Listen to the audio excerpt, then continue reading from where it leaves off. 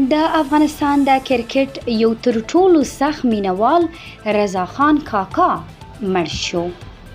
د افغانستان د کرکټ تر ټولو سرسخته مینوال رضا خان کاکا چې د څه مودې راهیسې ناروغ او په روغتون کې بستر و، د سې شنبې په ورځ مړ شو. رضا خان کاکا چې د پکتیا ولایت اوسیدونکی و، وروسته تر هغې یې د افغانستان د کرکټ سره مینه پیدا شوه چې په عربي متحده اماراتو کې د افغانستان د کرکټ ملي لوبډلې یوه لوبه ولیده.